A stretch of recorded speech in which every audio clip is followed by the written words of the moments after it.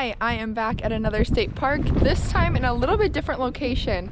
I am not on the North Shore. I am actually in central western Minnesota at Glacial Lakes State Park. This state park is about 2.5-hour drive from the Twin Cities and is in a prairie setting with a lake here as well.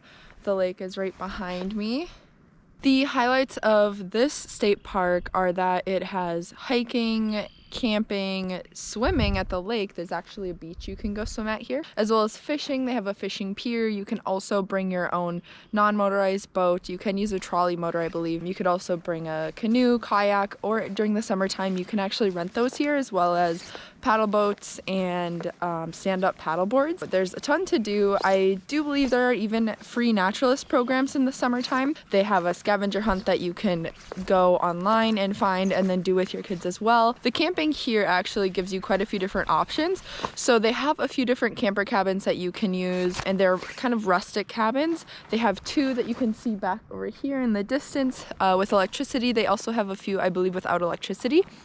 They have camping tent style, RV style, as well as I think a few like hike in, walk to campsites that you can't just drive up to. I know that there are a lot of deer, gophers, birds. I can see a goose, I think. Yes, a goose from where I'm standing right now. There are lots of different birds. During the summer, in a prairie setting like this, there's going to be a lot of wildflowers. Right now I'm here in late April, so not quite yet. There is a pier right here that you can go out on with a picnic table. I want to head up to a lookout and do kind of the main trail. If you are part of the Minnesota Hiking Club, that's the trail I'm going to be doing today.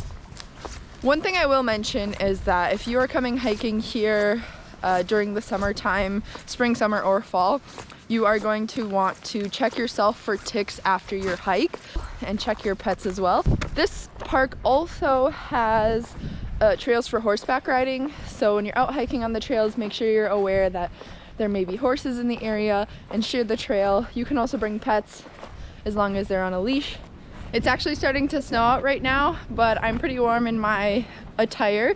So we are going to head up and go do the High Peak Trail loop. It says on the map it's about a 2.3-mile loop. There are some lookouts. So from here, even at the very start of the trail, you can see the lake.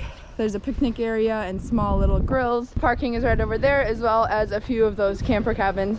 This trail is for skiing in the winter, hiking in the summer. No bikes on this trail. If you do want to get up here to go biking, again, that trail that goes into Starbuck, that 5-mile trail approximately, that's the trail you're going to want to use. There is a map at the start of this hiking trail as well, which is always nice. You can screenshot it if you don't have a printout. If you prefer to have a printout, definitely bring one to this park. The first part of the trail was walking through the woods here, and now I'm emerging into this grassy prairie area. Sorry if the audio is super windy. It's quite windy right now. Some gnarly hiking weather. Actually, it's not bad, but the little ice snow pelt things are pelting me in the eyeballs with this wind. So it's an experience, but it always is. Whenever you go to a state park, you can't always expect perfect weather. So you have to bring the clothes and dress appropriately so that you can still have fun, especially with kids. Some pretty plants here, very hilly.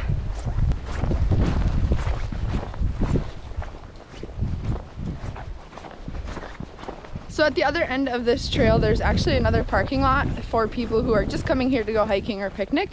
So I came from the lake parking.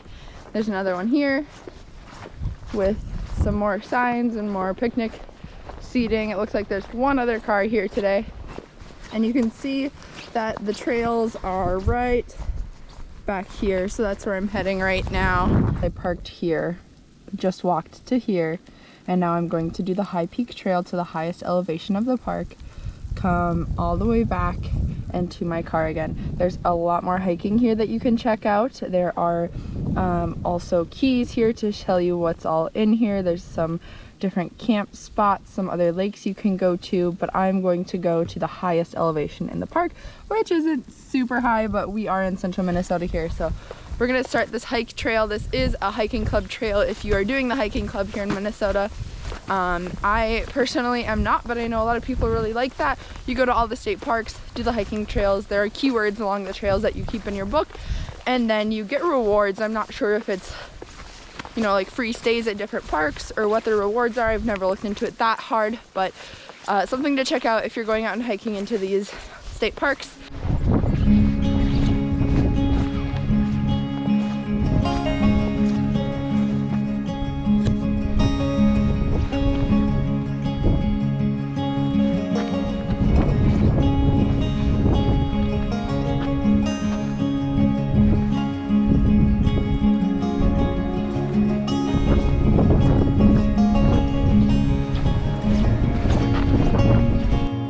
If you like hikes with little nature facts along the way, then this is a great hike. There have been a few little spots where they tell you about the geology, the history, the plants.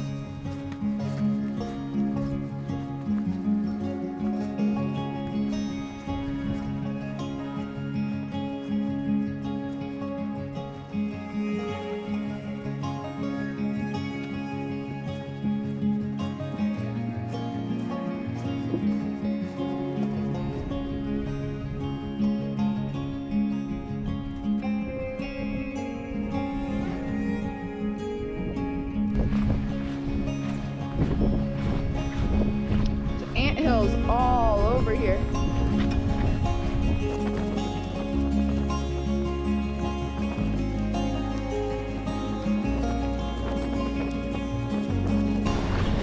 It looks like this is probably the site of some of the naturalist activities in the summertime.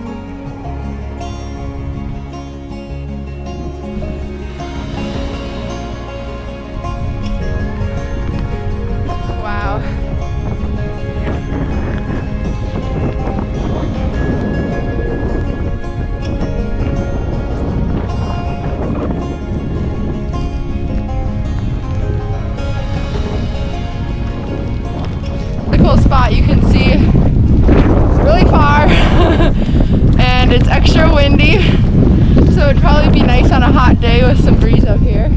This is where the highest peak is on the trail, and you can continue on the trail as well. It does a big loop, and that's what I'm going to do on my way back. Hope you get the chance to come out here.